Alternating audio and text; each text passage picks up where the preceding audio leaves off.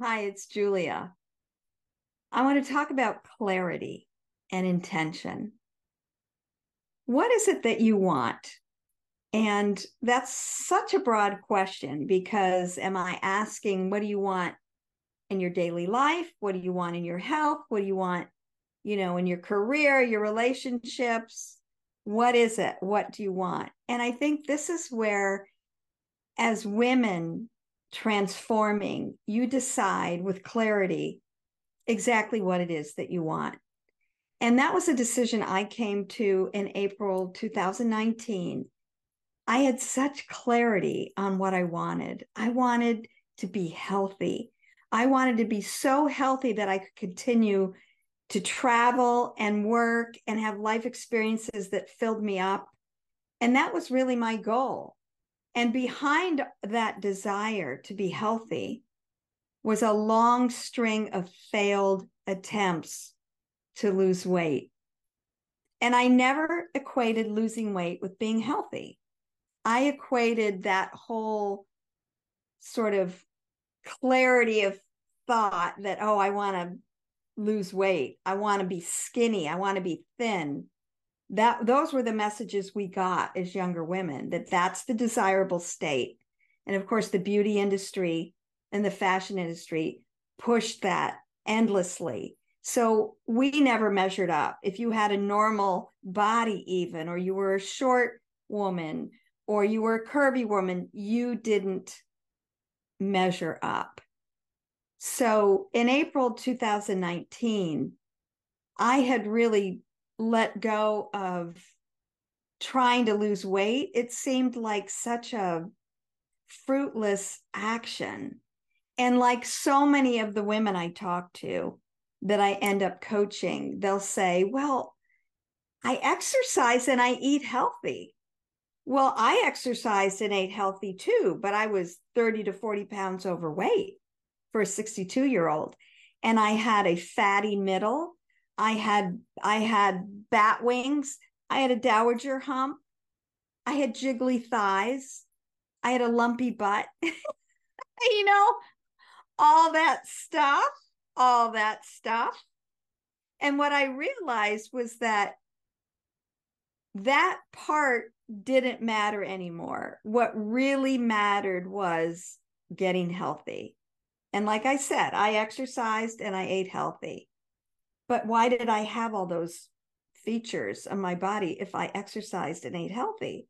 My exercise was walking to and from the university every day, 2 miles. So that was 4 miles a day.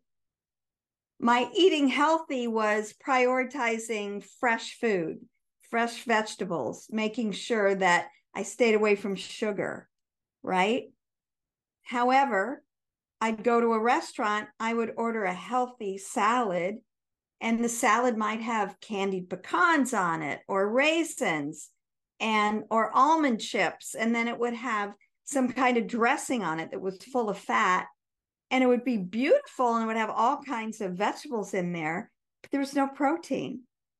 So what I realized is that eating healthy, I had the wrong idea about what eating healthy was. It didn't make sense that I ate healthy and exercised and was as out of shape as I was. So most women do not eat enough protein.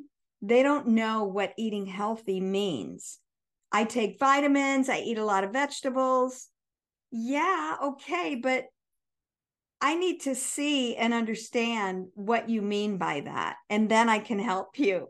Otherwise, just, I go to the gym 5 days a week, I eat healthy. What do you do at the gym? Do you like walk on the treadmill for 10 minutes and go home?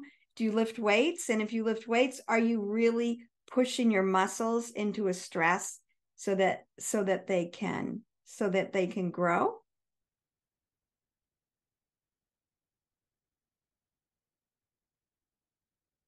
So having clarity of purpose is really important. What made me want to start working out at age 62 was a tremendous sense of gratitude for still being alive.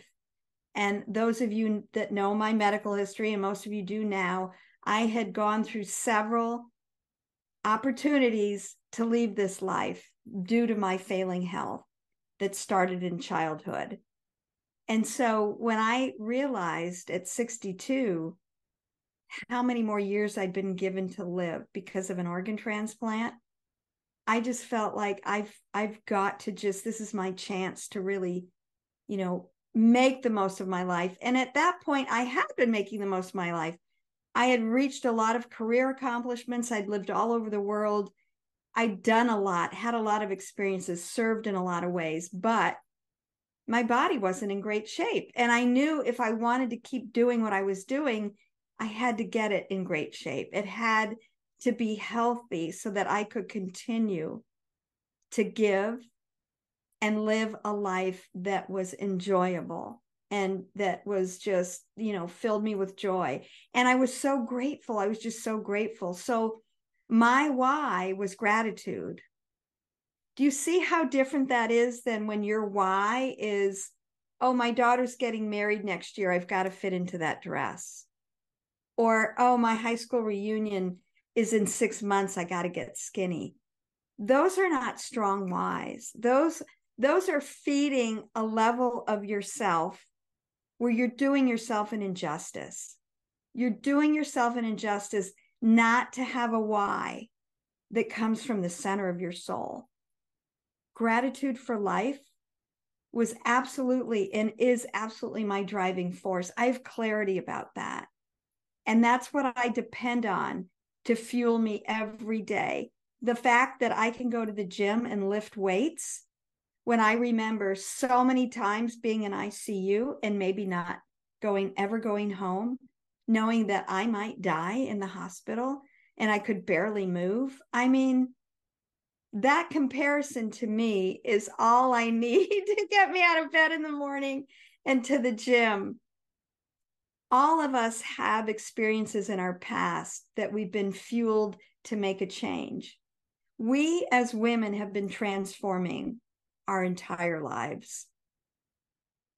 They've been subtle transformations, like getting our period, seeing us grow boobs, learning that, we had an attraction to the opposite sex or, another person. We've had transformations our entire lives, but they've been spread out and they've been more subtle. However, when you've been sick and you're suddenly well, there's a level of gratitude and relief that happens. And we forget that. Also, as women, we are just wired to give and nurture and empathize. It's one of our superpowers, but what we do is we give it away.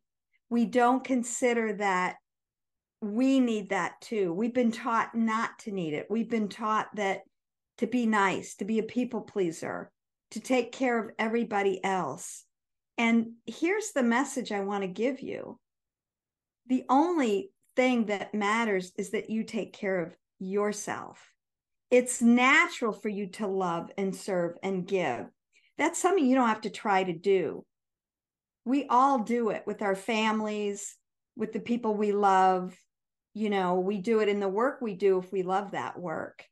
And so it comes from a deeper place. It comes from the center of your soul. And when I say your soul, what I really mean is you are soul in a human body. It's who you really are.